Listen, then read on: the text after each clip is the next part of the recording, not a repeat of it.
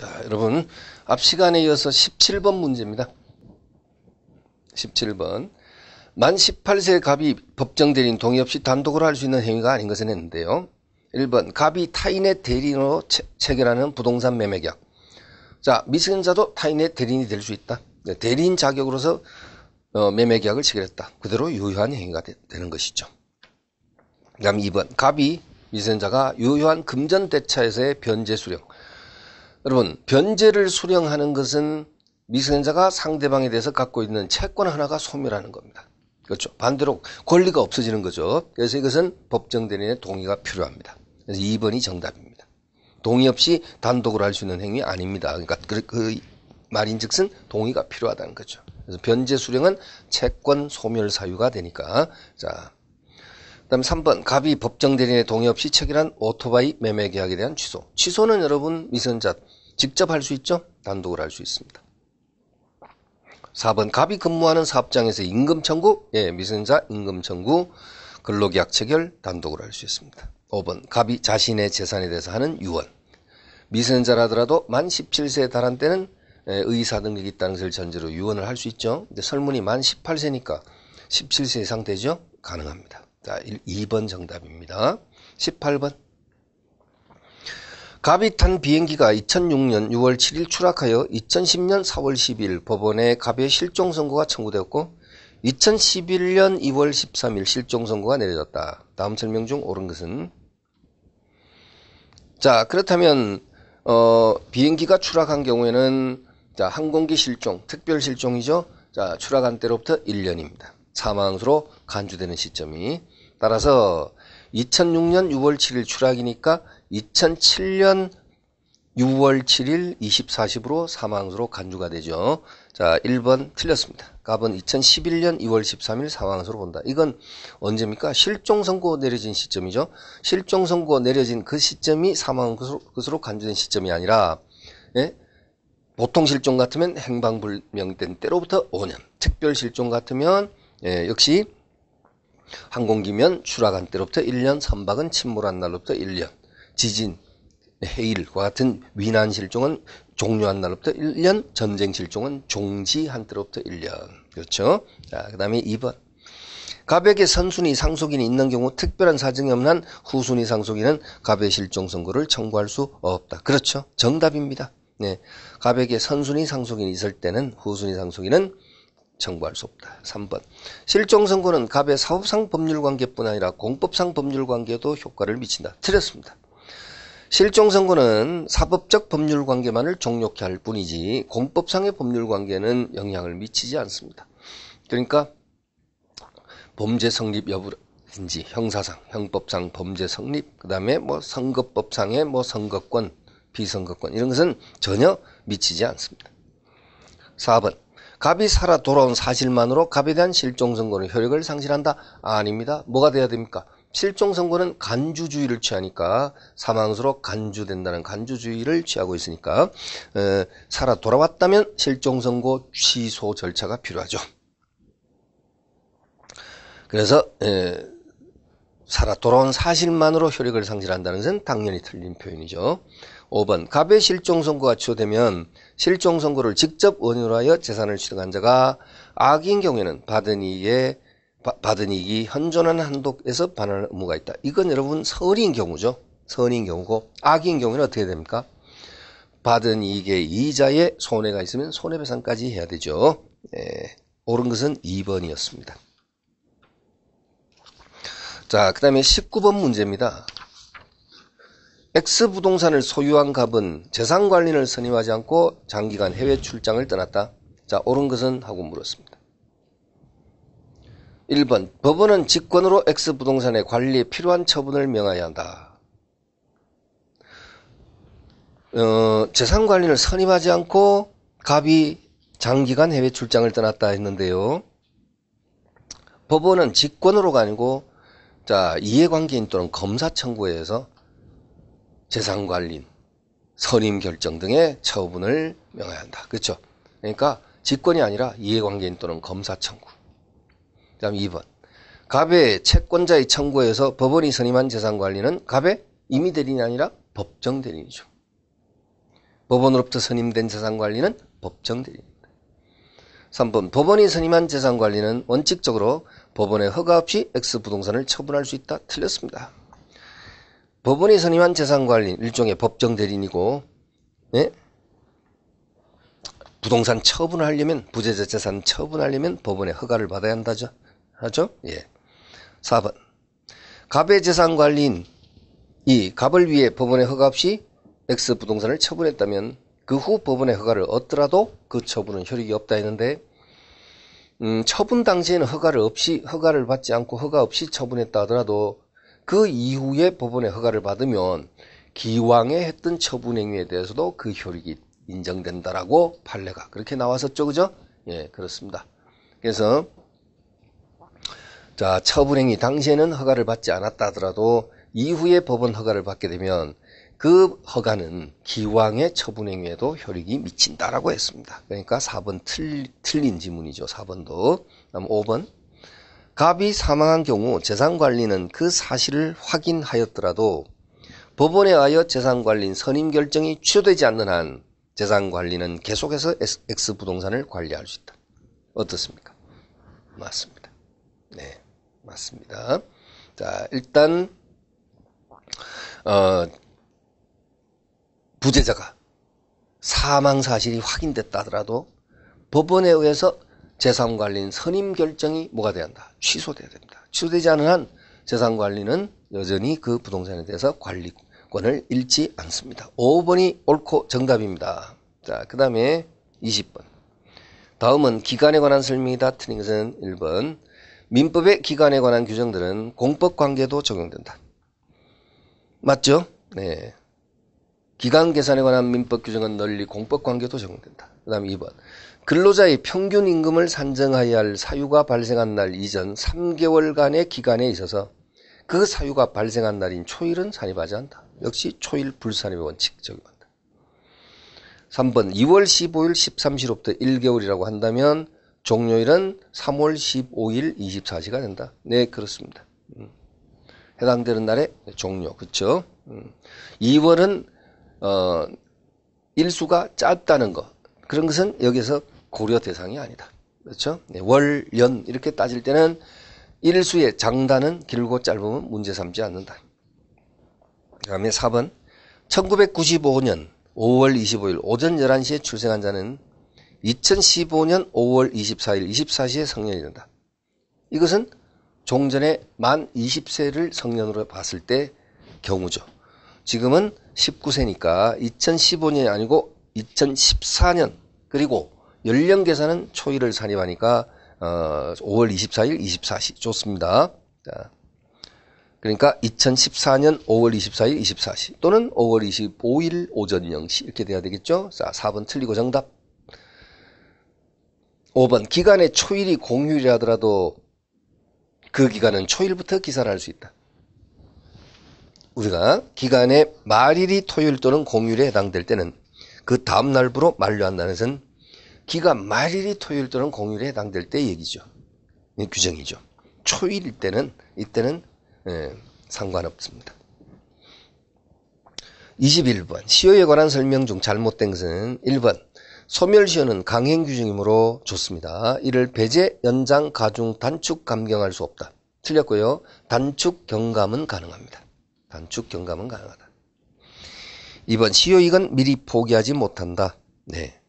소멸시효는 권리를 행사할 수 있는 때로부터 진행한다. 이미 출석도 소멸시효 중단 사유가 된다.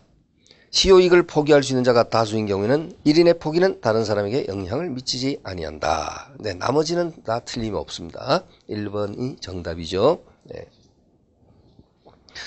자, 그 다음에 조건이나 기한에 관한 설명으로 옳지 않은 것을 했는데, 자, 1번. 당사자가 조건 성취 효력을 소급하게 할 의사를 표시한 때는 그 의사에 의한다. 그렇죠? 조건 성취 효력은 원칙적으로 소급표가 없습니다. 소급표가 없는데 당사자의 특약으로 소급표를 부여할 수 있습니다. 자, 그 다음 2번. 기한이익은 당사자 특약이나 법률행위 성질상 분명하지 않으면 채권자를 위양수로 추정한다 했는데 채권자가 아니고 채무자를 위양수로 추정한다. 이렇게 돼야 되죠. 네. 기한이익은 채무자를 위양수로 추정한다. 3번 해제 조건이 법률이 당시 이미 성취할 수 없는 것이면에서 끊으면 어떻게 됩니까? 해제 조건이 이미 성취할 수 없는 것 무슨 조건? 불능 조건. 그러면 이거 도치시켜야 되죠? 불해유. 그러니까 해제와 법률이 당시 이미 성취할 수 없는 것, 이거 불능 조건이니까 이걸 앞뒤로 바꿔서 도치시켜서 불해유. 그러니까 조건 없는 법률행위는 유효죠. 맞고. 4번 조건이 사회 질서에 위반한 것인데 그 법률행위는 무효로 한다. 이건 무슨 조건이라고 하죠? 불법 조건이라고 하죠. 불법 조건. 그 다음에 5번 조건 성취가 미정인 권리도 일반 규정에 따라서 처분, 상속, 보존, 담보로 할 수 있다. 네, 자주 나오죠. 조문 위주로. 처분, 상속, 보존, 담보로 할 수 있다. 담보로 할 수 있다. 네. 자, 그렇습니다. 정답은 2번이었고요. 자, 23번. 물건에 관한 설명으로 옳지 않은 것인데 1번 최소한의 기둥과 지붕 및 주벽이 있는 건물은 토지와는 별개의 독립한 물건으로 인정될 수 있다. 그렇죠. 최소한의 기둥과 지붕 및 주벽이 있는 건물은 토지와 별개의 독립된 물건으로 인정될 수 있다. 건물이 되기 위한 기준. 예. 판례는 최소한의 기둥과 지붕, 주벽 이렇게 표현하고 있죠. 자, 2번 임목에 관한 법률에 따라 등기된 임목은 저당권이 설정될 수 있다. 예, 소유권과 저당권의 객체가 될 수 있다. 그 다음에 종물은 주물의 처분에 따른다는 민법 규정은 강행 규정이 아니고 임의 규정이다. 네, 틀림없고요. 4번 전기 기타 관리할 수 있는 자연력은 물건이다. 였습니다. 5번 물건의 사용 대가로 받는 금적 기타의 물건은 천연과실이다라고 했는데 법정과실이다라고 나와야 되죠. 물건의 사용 대가로 받는 금전 기타 물건은 천연과실이 아니고 법정과실이다라고 나와야 됩니다. 법정과실. 자, 다음 24번. 소멸시효에 대해서 옳지 않은 것인데 1번 채권은 10년, 소유권 이외의 재산권, 즉 용익 물권이죠. 이것은 20년 동안 행사하지 않으면 소멸시효가 완성됨이 원칙이다. 네. 2번 음식점의 음식료에 대한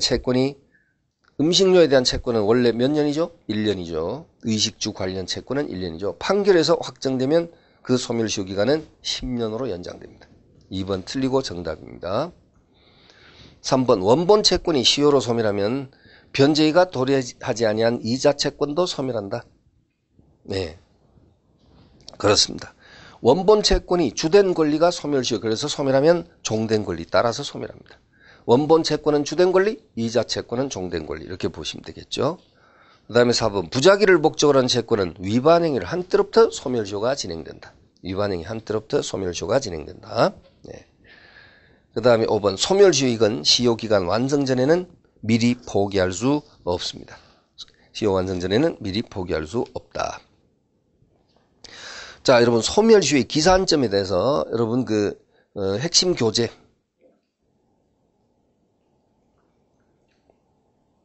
핵심 교재 61페이지 밑에 나와 있죠. 또 우리가 최근에 객관식 문제를 풀이하면서 확인했던 내용이지만 한 번 더 올해는 유력하게 소멸시효 기산점에서 출제가 유력해 보입니다. 61페이지 제일 밑에. 자, 한 번 더 복습하시죠. 확정기한부 채권은 기한이 도래한 때로부터 소멸시효가 진행이 되고 불확정기한부 채권은 객관적으로 그 기한이 도래한대. 그리고 기한의 정함이 없는 채권은 채권 성립시 또는 발생시 이렇게 표현하기도 하고요. 그 다음에 다음 페이지 보면 정지조건부 권리는 조건 성취시, 부작위 채권은 위반 행위 시부터 소멸시효 진행된다.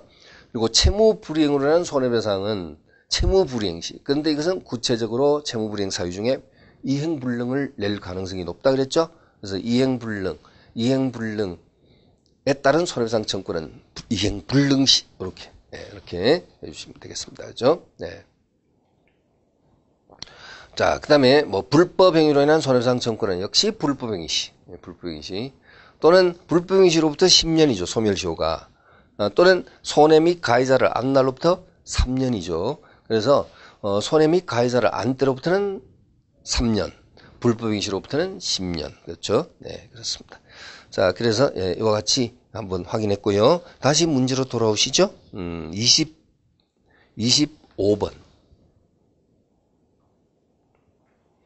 자, 다음 사항 중 민법의 규정상 선의점유와 악의점유를 구별할 실익이 없는 것을 했는데, 자, 1번 소유권의 시효취득은 점유취득시효는 선의 악의를 구분하지 않지만 부동산 등기부취득시효는 반드시 선의무과실의 점유일 것을 요한다 했죠, 여러분. 선의무과실.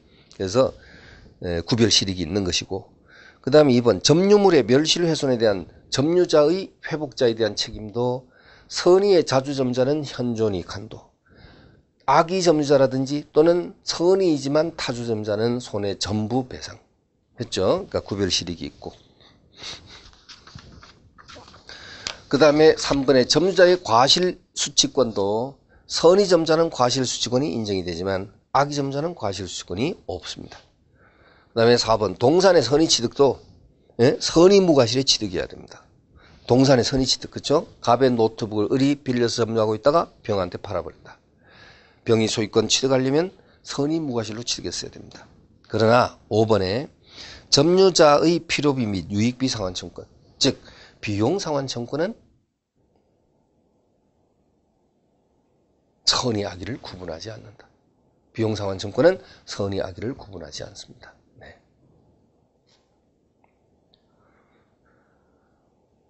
그 다음에 26번 혼동에 관한 기술 중 가장 타당한 것은 채무자 갑 소유 토지 위에 을이 1번 저당권,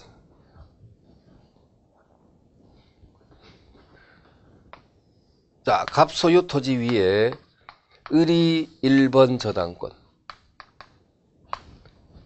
병이 2번 저당권을 가지고 있는 경우에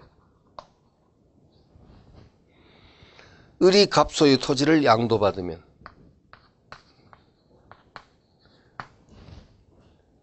을의 저당권은 소멸한다. 틀렸죠? 선순위 저당권자가 소유권 취득하면 혼동에 걸리지 않는다. 그렇죠? 후순위 2번 저당권자가 소유권 취득하면 이때는 혼동에 걸린다. 그렇습니다. 선순위 저당권은 소유권 취득하더라도 혼동에 걸린다 해버리면 2번이 1번 자리로 올라오니까. 자, 1번 틀렸고 2번 갑토지의 을이 저당권을 취득한 후 그 갑토지의 병이 지상권을 취득했을 때, 자, 갑토지의 이번에는 자, 역시 이렇게 을이 저당권을 취득한 후 그 다음에 병이 지상권을 취득한 경우, 병이 그 토지 소유권 취득하면, 병이 그 토지의 소유권을 취득하면 이것은 뭐 밑에서 올라올 것이 없죠. 그래서 소멸한다. 2번 정답. 3번 소유자가 광호권을 취득한 경우에 광호권은 혼동으로 소멸한다 했는데 점유권과 광호권은 혼동에 걸리지 않는다. 그렇죠? 그래서 3번 틀렸고, 4번도 점유권도 예외적인 경우에는 혼동으로 소멸한다 했는데 이것도 틀렸고, 점유권은 혼동에 걸리지 않는다. 5번 혼동은 소유권과 제한물권이 혼동한 경우에 하나여 소멸한다 했는데 틀렸고, 소유권과 제한물권 말고도 제한물권과 제한물권의 혼동이 있다. 그죠? 그렇죠? A 건물의 B가 전세권자고 이 전세권이 C 앞으로 저당권의 목적으로 되어 있을 때 저당권자가 전세권을 취득하면 뭐가 없어집니까? 저당권이 소멸한다. 이게 제한물권과 제한물권의 혼동이죠. 네. 옳은 것은 2번이었습니다, 여러분. 자, 27번 문제. 자, 갑 소유 건물에 대해서 갑을 사이에 매매 예약이 2014년 4월 1일에 행해지고 을이 같은 날 이 예약에 기하여 소유권 이전 청권 보전에 가등기를 했다. 자, 4월 1일 가등기. 그런데 갑이 그 부동산을 병에게 매각, 병 앞으로의 소유권 이전 등기가, 자, 이것이 갑이 을 쪽으로 가등기가 된 날이고, 그 위에 갑이 병 앞으로 매각해서 동년 6월 1일 본등기가 소유권 이전 등기가 이루어졌다. 그 후 을이 예약 완결의 의사표시라고 2014년 6월 25일 가등기에 의해서 본등기를 하였다. 여러분 그냥 저는 뭐 이 설명의 편의를 위해서 이렇게 칠판에다가 이렇게 뭐 썼지만 사실 여러분 너무 당연한 그냥 문제죠. 그죠? 을이 소유권자가 되는 시기는 언제? 6월 25일. 가등기에서 본등기라면 그 본등기에 무엇이 가등기시로 소급한다? 순위가 소급한다. 절대로 잊어서는 안 됩니다. 순위가 소급하고 물권 변동 효력은 본등기한 이때 발생된다. 소급하는 것은 순위다. 그래서 가등기와 본등기 사이에 이루어졌던 병합부의 등기는 등기관에 의해서 직권 말소가 될 것이고, 본등기의 순위는 가등시로 소급하니까 이건 중간 등기 결과되고 이것은 직권 말소가 되고 물권 변동 효력은 본등기한 그때 생긴다. 그럼 정답은 4번. 4번 맞죠? 2014년 6월 25일.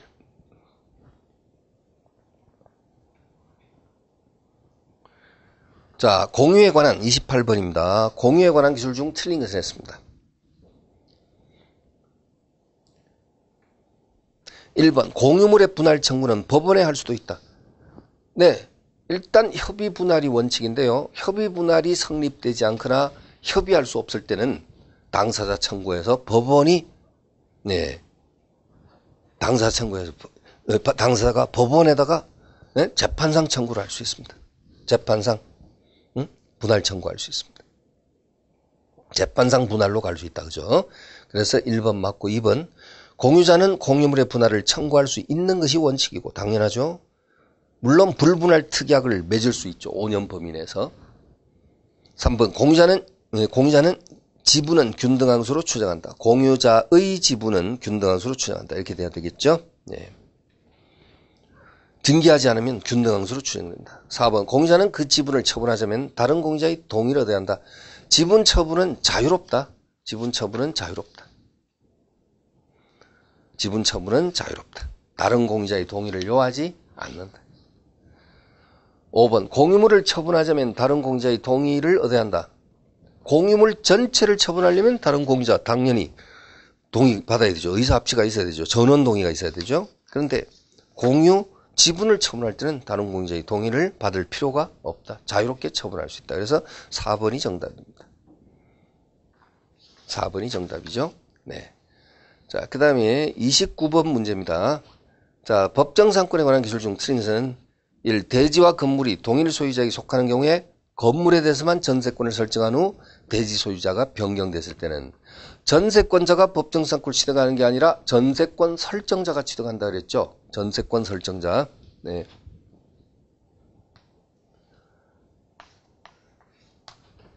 (305조의) 법정상권. 토지와 건물이 동일인 A 소유였고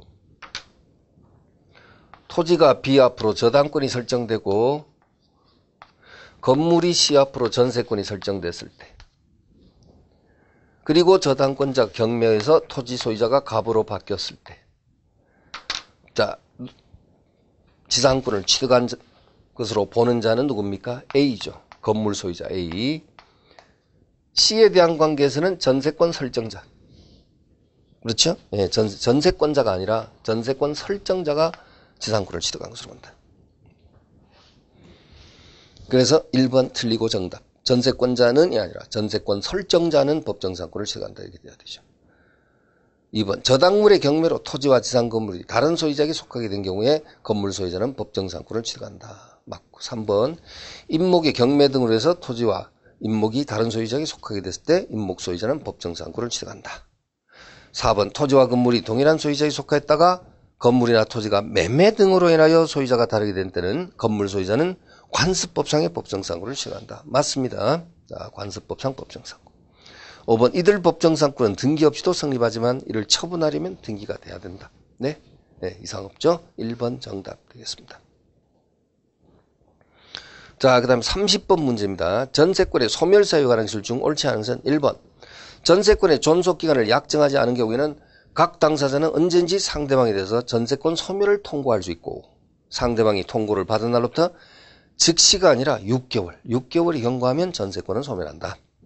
그렇죠? 예. 존속기간 약정하지 않은 전세권에서는 서로가 서로에 대해서 소멸 통고를 할 수 있고 그 소멸 통고가 6개월이 소멸 통고가 상대방이 도달된 날로부터 6개월이 경과하면 소멸한다 이렇게 되죠. 근데 그 소멸 통고는 통고인데 즉시 소멸하는 경우도 있어요. 전세권 목적물이 전세권자의 귀책 사유 없이 일부가 멸실됐습니다. 귀책 사유 없이 책임으로 돌아갈 수 있는 귀책 사유 없이 일부가 멸실됐는데 나머지 잔존 부분만으로는 전세권의 목적을 달성할 수 없을 때 이때 전세권자는 설정자에게 전세권 소멸을 통고할 수 있는데요. 그때는 6개월이 아닙니다. 즉시 소멸합니다. 네, 그렇죠. 그런 경우에도 뭐 6개월 그러면은 6개월 동안 어떻게 삽니까? 그죠? 일부 멸실이 됐는데 나머지 부분만으로는 전세권 목적을 달성할 수 없다고 분명히 그랬지 않습니까? 그래서 그런 경우는 즉시 소멸한다. 자, 네, 출제는 잘 안 되는 부분이죠. 방금 두 번째 표현은요. 출제가 이제 그래도 간간히 나오는 것은 이 30번에 있는 1번 지문처럼 기간 약정이 없을 때 서로가 서로에 대해서 소멸 통고할 수 있고 통고가 상대방에게 도달이 되면 6개월 후 소멸한다. 전세권 소멸 통고 말고 소멸 청구가 있죠. 소멸 청구는 유일하게 딱 하나, 전세권자의 용법 위반. 전세권자가 용법을 위반했을 때 주거의 목적으로 빌려준 건물을 점포로 이렇게 쓰다가 걸렸을 때 용법 위반. 이럴 때는 소멸 청구죠. 2번. 자, 30번의 2번 지문. 전전세권의 존속기간은 원전세권의 존속기간을 넘지 못한다. 3번 전세권의 포기는 물권적 단독행위이므로 이에 의한 전세권 소멸은 포기의 의사표시와 등기, 말소 등기로서 효력을 발생하게 된다. 예, 맞습니다. 전세권 포기는 설정자에 대한 포기니까 상대방 있는 단독행위, 상대방 있는 물권적 단독행위다. 이렇게 식으로 표현합니다. 그래서 이것은 말소 등기를 요합니다. 4번 전세권은 설정행위로 양도를 금지할 수 있다. 예, 전세권은 설정자 동의 없이 양도, 임대, 전전세 담보로 제공할 수 있다. 그죠? 그런데 그것은 금지할 수 있습니다. 임의 규정이기 때문에 금지할 수 있습니다. 5번. 전세권자가 설정계약 또는 목적부동산 성질에서 정해진 용법으로 사용수익하지 않은 경우 이게 바로 용법 위반. 이때는 설정자는 전세권 소멸을 청구할 수 있습니다. 이 전세권 소멸 청구권은 청구권이라 불리우나 실체가 뭐라고요? 형성권이다. 그죠? 실체가 형성권. 자, 그래서 1번 정답이었죠. 자, 31번. 자, 유치권에 관한 설명 중 옳지 않은 것은 1번. 주택 건물의 신축 공사란 수급인이 그 건물을 점유하고 있고 또 건물에 관하여 생긴 공사금 채권이 있다면 수급인은 채권을 변제받을 때까지 건물을 유치할 권리가 있다. 예, 틀림없고요. 공사대금 채권. 그다음에 2번. 피담보 채권과 목적물의 점유와의 결련 관계는 요구되지 않는다. 요거 여러분 우리 앞에 2회분 모의고사 해설에서 표현했었죠. 반드시 피담보 채권은 목적물 점유하는 과정에서 생긴 것을 요하지는 않습니다. 채권은 이미 미리 생겼고 그다음에 유치권자가 점유는 그 이후에 취득했을 때도 유치권 성립됩니다. 그래서 정확하게 2번 지문 피담보 채권과 목적물의 결련성. 피담보 채권과 목적물의 결련성. 이렇게 되지. 피담보 채권과 목적물의 점유와의 결련성까지는 요구하지 않는다. 네, 됐습니다. 맞고요. 3번 지문에서 자, 임차인은 보증금 반환 청구권. 여러분, 보증금 반환 청구권이 나오거나 권리금 반환 청구권이 나오면요. 이것은 채권과 목적물의 결련성은 없다. 채권과 목적물의 결련성 없다 그랬죠. 그래서 유치권 주장할 수 있다 했는데 틀렸습니다. 보증금 반환 청구권 위에다가 권리금 반환 청구권. 자, 이것은 유치권 인정될 수 없다 했어요. 4번. 타인의 건물을 불법으로 점유한 점유자는 그 건물에 대하여 지출한 유익비 상환청구권에 기하여 유치권을 행사할 수는 없다. 왜냐하면 불법 행위로 인한 유치권은 인정될 수 없다고 그랬었죠. 불법 행위로 인한 유치권은 인정될 수 없다. 그 다음에 5번. 임차인은 건물을 임차 목적대로 사용하지 못하여 발생한 손해배상 청구를 가지고 건물에 대한 유치권은 행사할 수 없다. 네, 그렇습니다. 네, 이것은 성립요건, 유치권 성립요건에 해당되지 않는다는 겁니다. 그래서 3번이 정답이었죠, 여러분. 자, 32번입니다. 다음은 건저당권에 관한 설명이다. 틀린 것은 1번. 건저당권 등기에는 채권 최고율 반드시 등기해야 되고요. 2번 채무총액이 근저당권의 채권 최고를 초과한 경우에도 근저당 부동산을 매수한 제3취득자는 최고액까지만 변제하고 말소, 소멸을 청구할 수 있다. 맞죠? 제3취득자, 물상보증인 이런 사람들은 최고액까지만 변제하고 말소를 요구할 수 있고, 그 다음에 채무자가 직접 변제하고 말소를 요구할 때는 실제 채무액, 최고액을 초과한 그 실제 채무액까지를 다 변제하지 말소를 요구할 수 있다 그랬습니다. 자, 그 다음에 3번 근저당권자나 후순위 근저당권자가 경매를 신청하면 신청 시, 경매 신청 시 피담보 채무 범위가 확정된다 했는데 틀렸죠? 근저당권자가 신청하면 신청 시 근신, 근저당권자 근, 신청 시 신, 근신. 그랬죠 여러분? 제3자, 즉 후순위 근저당권자는 제3자죠. 제3자가 경매를 신청하면 3자 완납. 맞습니까? 자, 그러면 3자 완납이라는 것은 제3자가 경매를 신청하면 매각대금 완납 시 이렇게 나와야 되니까 3번 틀리고 정답입니다. 4번 확정된 피담보 채무액이 최고액을 초과하는 경우 채무자가 근저당권 설정자일 때는 실제 피담보 채무 전액을 변제하지 소멸을 청구할 수 있다. 방금 설명드렸죠? 그 다음에 자 5번에서 위 사의 경우 근저당권 설정자가 물상보증일 때는 역시 또 뭐요? 최고액만 변제하면 말소를 청구할 수 있다. 그래서 여러분 2번과 5번은 제3취득자 또는 누구요? 물상보증인 때는 최고액만 변제하면 말소 요구. 그렇죠? 그 다음에 4번 지문처럼 채무자가 변제할 때는 실제 채무 전액. 예, 됐습니다. 3번 정답이었습니다. 33번 계약의 성립에 관한 설명 중 잘못된 것은 1번 청약의 의사표시는 그 효력이 발생한 후에는 처리할 수 없다. 여러분 효력이 발생했다는 소리는 상대방에게 도달됐다는 것이죠. 그때는 처리할 수 없다. 그러면 언제는 가능합니까? 도달 전에. 예? 그러니까 도달 전에 처리할 수 있고요. 청약은 만약에 처리 의사표시가 먼저 보낸 의사표시와 늦어도 동시에 도달되면 처리가 될 수 있다. 그랬죠? 자, 처리 의사표시는 늦어도 먼저 보낸 의사표시와 동시에 도달돼야 한다. 그렇지만 여기서 청약 의사표시가 효력이 발생했다는 소리는 상대방이 이미 도달돼 버렸다. 그렇다면 이미 철회가 안 됩니다. 2번 격지자 간의 계약은 승낙통지가 도달이 아니고 발신한 때 성립하죠. 발신한 때 성립한다. 3번 승낙기간을 정한 계약의 청약은 청약자가 그 기간 내 승낙통지를 받지 못한 때는 그 효력을 잃는다. 그리고 4번에 승낙기간을 정하지 않은 계약의 청약은 상당 기간 내 승낙통지를 받지 못한 때는 그 효력을 잃는다. 그렇죠? 5번 청약자가 일정한 기간 내에 이의를 하지 않으면 승낙한 것으로 본다는 뜻을 표시했다 하더라도 상대방은 이에 구속되지 않음이 원칙이다. 다 여러분 우리 이론 부분 문제풀이하는 과정에서 다 다루었던 내용이죠. 예. 자, 문제가 약간 좀 수월하죠, 여러분? 자, 마지막 3회 문제 조금 약간 좀 평이하게 수월하게 제시를 했습니다. 2번 정답. 그다음 34번. 청약에 대해서 상대방이 조건을 붙여서 승낙한 경우에는 어떻게 됩니까? 옳은 것. 받은 청약에 조건을 붙이거나 변경을 가하여 승낙하면 받은 청약을 거절하고 새로운 청약을 한 것으로 본다. 그렇죠? 받은 청약을 거절하고 새로운 청약을 한 것으로 본다. 그래서 3번이 정답입니다. 3번 청약을 아닌데 3번 정답이 아니네요. 2번이 정답이네, 그죠? 받은 청약을 거절하고 새로 청약한 것으로 본다. 2번이 정답이죠. 네. 잘못됐죠. 2번이 정답이죠.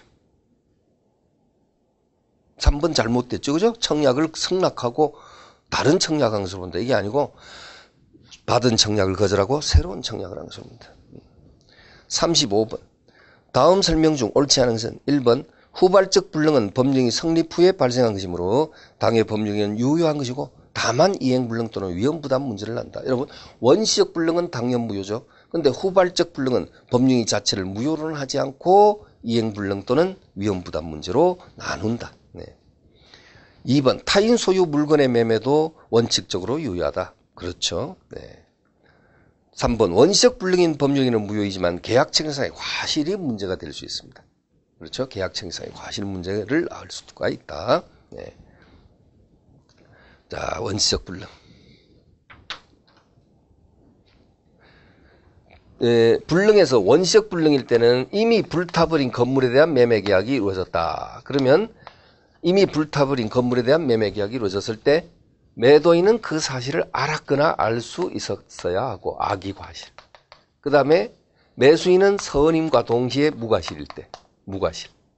선임과 동시에 무과실일 때 이미 불타버린 건물에 대해서 매매 계약이 체결됐다는 사실에 대해서 자, 그 원시적 불능이라는 사실을 매도인은 알았거나 알 수 있었고 매수인은 몰랐고 모르는데 과실이 없었을 때는 이때 이제 성립되는 것이 이때 적용되는 법률 관계가 민법 535조의 계약 체결상의 과실의 문제라 그래요. 계약 체결상의 과실. 그래서 이 계약 체결상의 과실의 문제는 원시적 불능에서 나오는 거고요. 결과는 어떻게 됩니까? 을은 갑에 대하여 신뢰이익의 배상 청구를 할 수 있다. 신뢰이익의 배상 청구를 할 수 있다. 배상을 청구할 수 있다. 네, 이겁니다. 시험 문제로는 뭐 잘 안 나오는 편입니다. 일단 여러분이 좀 그래도 그나마 좀 이렇게 기억을 좀 해준다면 계약 체결상의 과실의 문제라는 것은 원시적 불능, 후발적 불능 어디서 비롯된다? 원시적 불능에서 비롯된다. 이미 불타버린 건물이라는 사실을 알면서도 을과 매매 계약을 체결한 이 갑은 상대방이 믿음을 저버렸잖아, 그죠? 그래서 이것도 신의칙과 관련된 것이고요. 갑은 을에 대하여 상대방이 그 계약이 유효하다고 믿었음으로써 받은 손해, 이걸 뭐라 하냐면 신뢰이익이라 그래요. 계약이 유효하다고 믿었음으로써 받은 손해, 유효하지 못하기 때문에 받는 손해, 이걸 신뢰이익이라 그러거든. 이것을 배상해 줘야 됩니다. 갑이 을에 대해서. 그죠? 네, 그렇습니다. 거꾸로 말하면 을이 갑에게 이것을 배상 청구할 수 있다. 이 말이에요. 자, 그러면 35번에, 몇 번이죠? 3번 지문이었어요. 원시적 불능인 법령인은 무효이나 계약 체결상의 과실 책임이 문제될 수 있다. 그 다음에 4번. 법률행위 목적의 일부가 불능일 때는 원칙적으로 전부를 무효로 본다. 맞죠? 네.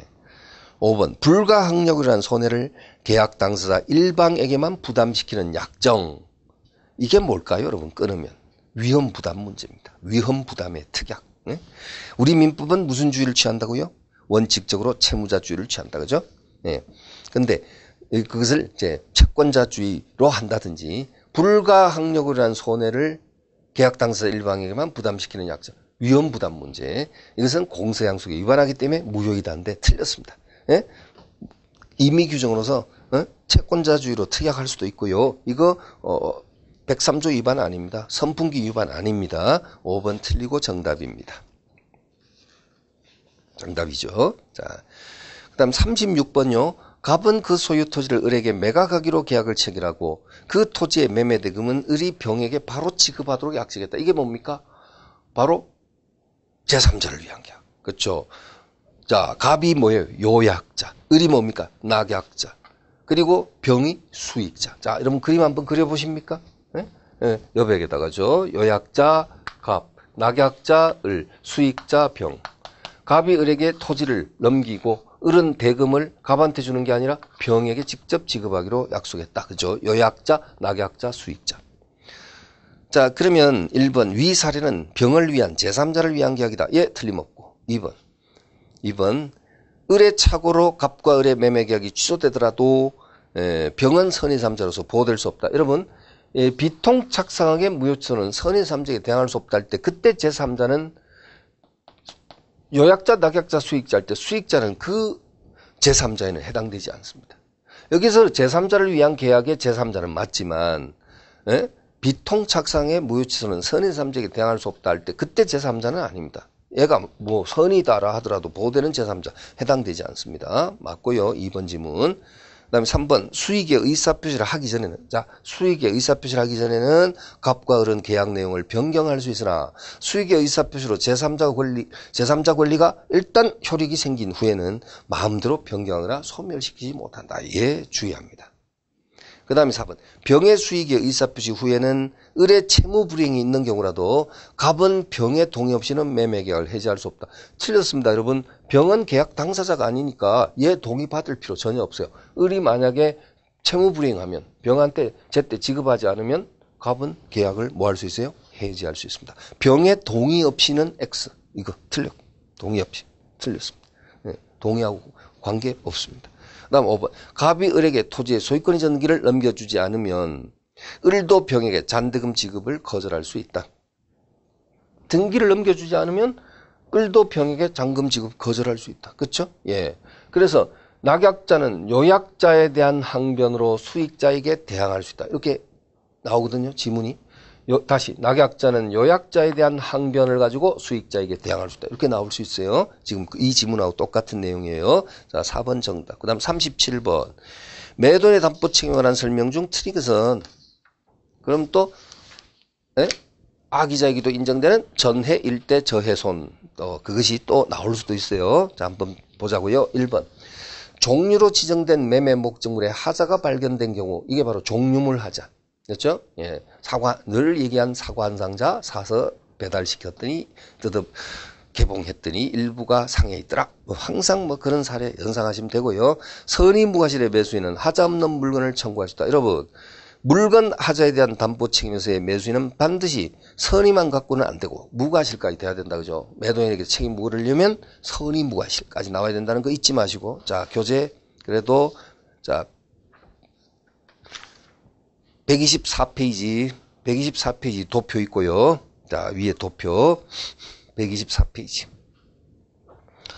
그리고 특정물의 하자와 달리 종류물 하자는 완전물 급부 청구량 시 인정이 된다. 그죠? 썩지 않은 사과 한 상자로 교체해 주시오.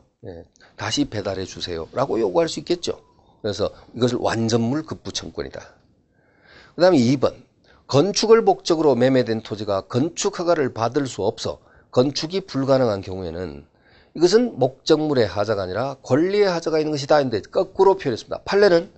판례는 건축을 목적으로 매매된 토지가 허가를 받을 수 없어 건축이 불가능하다 하면 이것은 물건 하자로 보는 것이 판례의 태도입니다. 그렇습니까, 여러분? 자, 122페이지.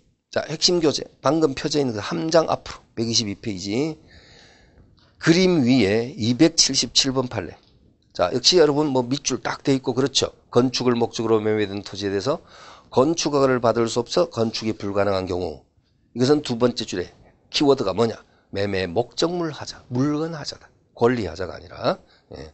그리고 끝에 보면 위와 같은 하자의 존부는 매매계약 성립시를 기준으로 판단한다. 자, 이것도 봐두시고요. 그래서 2번 정답. 권리 하자가 있는 것이다 했으니까 틀렸고. 3번 가등기 목적이 된 부동산을 매수한 사람이 그 뒤 가등기 기간 본등기가 경료됨으로써 소유권을 상실하게 된 때 이것은 저해손, 저당권 또는 전세권 행사, 즉 행사는 이건 경매, 실행을 말합니다. 실행.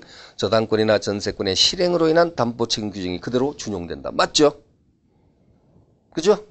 네, 그래서 저해손, 선악을 불문하고 악의자에게도 해제권과 손해배상 청구권이 인정이 된다. 그랬습니다. 4번 권리 전부가 타인에게 속한 경우에 하면 전해. 매수인은 선악을 불문하고 계약을 해지할 수 있고 악의자도 해제권 행사 가능하죠. 선의의 매수인은 해제와 함께 손해배상 청구도 가능하다. 선의의 매수인은 해제와 함께 손해배상 청구도 가능하다. 그렇죠. 그럼 악의자는 해제권까지만 가능하다. 전해. 그다음 5번 매매 목적이 된 부동산에 등기된 임대차 계약이 있고 이로 인해서 계약 목적을 달성할 수 없는 경우 이건 뭡니까? 용의권에 한 제한. 용의권에 한 제한은 여러분 악의자에게 인정되는 것 없죠? 악의자에게는 인정되는 것이 없고요. 네. 따라서 악의의 매수인은 계약을 해지할 수 없으면 물론 손해배상도 청구할 수 없다. 맞죠? 예, 맞아요. 그래서 정답은 2번이었습니다. 자, 38번. 다음에서 도급에 관한 설명을 옳지 않으세요. 1번. 도급일의 보수 지급 의무와 수급일에 완성된 목적물의 인도 의무는 동시행관계에 있다. 네, 좋습니다. 2번. 해제로 인하여 원상회복 의무가 발생하므로 수급인은 착수한 일의 결과를 전부 제거해야 한다. 자, 여기 만약에 건물의 도급계약이 건물, 공사, 건축공사의 도급계약이 체결되는데 자, 완성된 건축물에 하자가 있다. 이럴 때는 도급인은 수급인에 대해서 계약을 해제하고 손해배상 청구할 수 있다. 맞아요? 아니요? 아닙니다. 해제권 행사 못한다. 해제하면 어떻게 됩니까? 원상회복 의무가 생기죠? 그죠? 그러면 건물 다 뜯어야 된다 했죠. 다시 철거다. 이거는 개인 차원의 불이익을 떠나서 국가 경제적으로도 큰 불이익이 된다. 그래서 자 건축공사의 도급계약에서는요 완성된 건물에 하자가 있어도 계약 해제와 원상회복을 요구하지는 못하고 손해배상만을 청구할 수 있습니다. 그래서 여기 착수한 일의 결과를 전부 제거해야 한다는 것은 전부 제거, 이것이 틀린 지문입니다. 자 3번 도급인은 일의 완성 전에는 수급인이 입은 손해를 배상하고 해지할 수 있습니다. 4번 보수의 지급 시기에 대해서는 후급을 원칙으로 하지만 거래 유형에 따라 착수금을 지급하거나 일의 진전에 따라 보수를 분할 지급할 수도 있다. 맞죠? 5번 일의 하자가 도급인이 제공한 재료에 기인한 경우라도 수급인이 그 재료의 부적당함을 알고 도급인에게 고지하지 않았을 때는 수급인은 담보 책임을 집니다. 자 2번 정답. 그 다음 39번입니다. 여러분.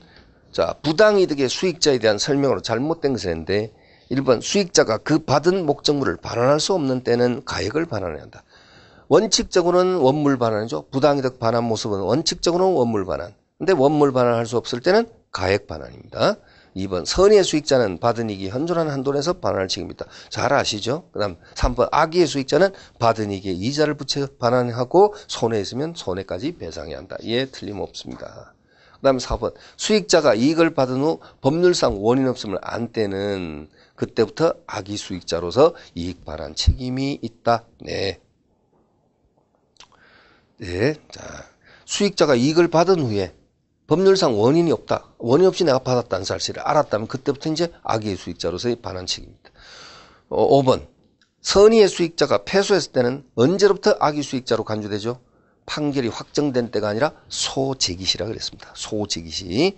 자, 이건 물권법의 점유권에서도 선의의 점자가 본건에 관한 소송에서 패소했을 때는 소재기시로부터 악의 점자로 간주된다. 그래서 본다, 간주된다 했죠. 그래서 5번 정답이고요.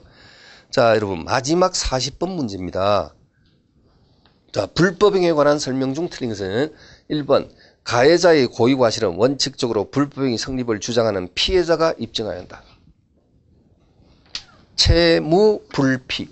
여러분, 네, 암기해 두셔야 된다. 채무불피 그랬습니다. 불피. 자, 채무불이행에 따른 손해배상 청구에서는요, 채무불이행이죠. 조금 더 크게.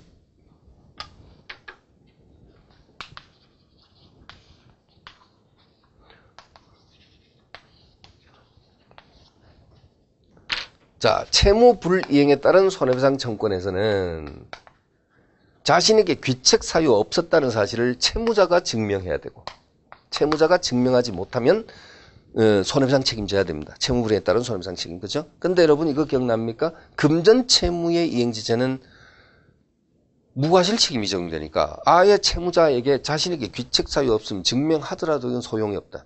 일단 항변, 불가항력적 항변도 허용하지 않는다 그랬지 않습니까? 그러니까 그건 무과실 책임이니까 증명을 요하지도 않는 것이고, 여기 나와 있는 것은 과실 책임주의의 원칙에 입각해서 봤을 때 바로 그러한 금전 채무 이행지처 같은 그런 예외적인 무과실 책임 적용하는 경우가 아닌 보통의 과실 책임주의에 입각해서 봤을 때는 채무불이행은 채무자가 자신에게 귀책 사유 없었음을 입증을 해야 되고요. 이건 뭐죠? 불법 행위에 따른 손해배상 청구권에서는 피해자가 가해자의 고의 또는 과실이 있음을 증명한다. 이것도 마찬가지죠. 무과실 책임을 아예 적용하는 공작물의 소유자의 피해자에 대한 배상 책임이라든지, 여러분 시험법은 아니지만 자동차 사고, 자동차 손해배상 보장법상 자동차 사고에 따른 손해배상 같은 것은 절대적 무과실 책임이 적용되니까 이건 뭐 증명할 필요가 없어요. 피해자가 가해자의 고의과실을 증명 안 해도 사고가 생기면 결과만 나타나면 바로 책임지는 걸 무과실 책임, 결과 책임이라 그랬죠, 그죠, 여러분? 그래서 그런 경우는 증명할 필요가 없는데 보통의 원칙적인 과실 책임주의에 적용을 받는 보통의 불법행위에서는 피해자가 가해자의 고의과실이 있음을 증명해야 한다. 그랬습니다. 암기해 두셔야 됩니다. 헷갈리니까 채무불피 이렇게 암기해 두십시오. 자, 그래서 1번 어때요? 가해자의 고의과실은 원칙적으로 불법행위 성립을 주장하는 피해자가 입증해야 한다. 맞죠? 네. 지금 설문이 불법행위니까 예, 불피. 예. 그다음에 2번 정당방위는 위법성이 조각됩니다. 정당방위. 그렇죠? 예, 정당방위, 긴급피난 이런 것들은 위법성이 조각된다. 불법행위에 따른 손해배상 책임이 성립되기 위한 요건, 여러분 어떻게 돼야 됩니까? 여러분 교재 제일 핵심 교재 제일 마지막 페이지에 나와 있겠죠. 자, 가해자에 뭐가 있어야 돼요? 고의 또는 과실이 있어야 되죠. 자, 어디 나옵니까, 여러분? 136페이지 한번 넘겨보세요. 136페이지. 137페이지 상단의 그 도표 밑에 4. 일반 불법행위 성립 요건.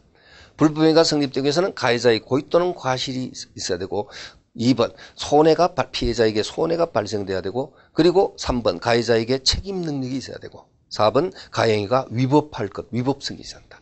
여기서 위법성이 조각되는 사유가 바로 정당방위나 긴급피난이나 이런 것들입니다. 그죠? 예? 예. 정당방위, 긴급피난, 자력구제 이런 것들이 위법성 조각되는 거죠. 그 다음에 5번 가해행위와 손해 사이에 상당 인과관계가 있어야 됩니다. 예. 자, 그럼 다시 문제로 와서 정당방위는 위법성이 조각된다. 그 다음에 3번 불법행위의 경우에는 채무불이행과 달리 과실상계 규정이 적용되지 않는다 했는데 틀렸습니다. 과실상계는요 불법행위, 채무불이행 모두 적용이 됩니다. 그렇죠? 그리고 반드시 참작해야 된다는 거 아시죠, 여러분? 네. 그리고 과실상계와 손익상계가 함께 적용돼야 되는 경우에는 과실상계부터 먼저 하고 손익상계를 해야 한다 했죠. 과실상계의 기억과 손익상계의 손니은. 네, 그렇게 우리 암기했습니다. 그 다음 4번 불법행위로 한 손해배상은 금전배상을 원칙으로 한다. 네, 좋습니다. 5번 고의로 불법행위를 한 가해자는 손해배상 청구를 수동채권으로 하여 상기할 수 없다. 그래서 요거 암기하시라고 고의의 예? 수동채권의 수, 예, 고수는 상기할 수 없다. 이렇게 고수, 예, 예? 수동채권 수, 고수는 상기할 수 없다. 그랬죠? 이거 어떤 사례인지 아시죠? 피해자가 가해자한테 원래 채무자였는데 돈을 안 갚으니까 채권자가 그냥 계속 돈을 안 갚고 막 피해 다니고 하니까 채권자가 채무자를 때려가지고 불법행위로 인한 손해배상 문제가 이제 발생되어 버렸는데 불법행위에 따른 손해배상 청구 들어오니까 갑이 기존 채권과 뭐 해버렸습니까? 예? 요 불법행위란 손해배상 청구 들어오는 이 채권이 수동채권이죠. 이것을 수동채권에서 이 갑이 자신의 채권액과 상계 이렇게 하면 안 된다는 거죠. 이게 인정된다면 그야말로 사회 질서는 무너질 수밖에 없습니다. 그렇지 않아도 이제 지금 많이 범죄가 이제 성행하고 있는 상황에서는 더더욱 이것은 인정될 수 없다. 그랬죠, 그죠? 그래서 고의잖아. 고의로 때렸죠. 그래서 고의의 불법행위. 기한 손해배상 청구를 수동채권에서 상기하지는 못한다. 근데 반대로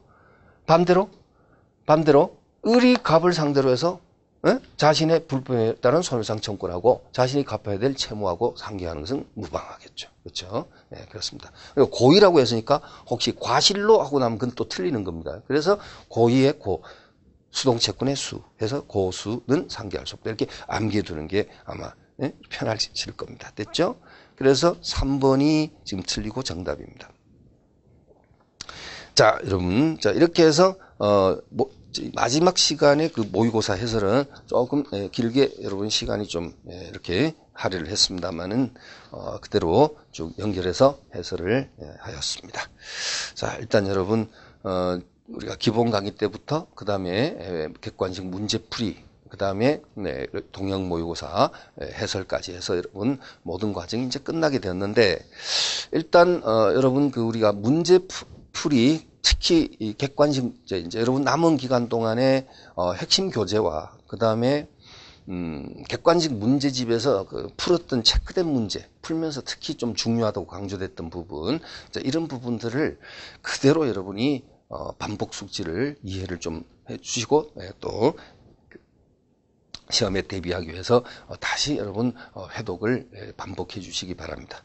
그렇습니다. 그래서 여러분이 공부한 그 범위 내에서 결코 벗어나지 않습니다. 그래서 여러분 평소 강의를 진행하면서 여러 가지 주의하실 점 이런 부분들을 그때그때 표현을 드린 게 있습니다만은 잘 여러분이 숙지하셨다가 이번 시험에서 반드시 목적을 달성하시기를 바랍니다. 예, 그렇게 충분히 하실 수 있습니다. 자, 여러분 믿습니다. 자, 하여튼 지금까지 강의를 미흡한 강의나마 쭉 참고 여러분이 들어주신 데 대해서 진심으로 감사의 말씀드립니다. 강의 모두 종강하도록 하겠습니다. 여러분 수고하셨습니다.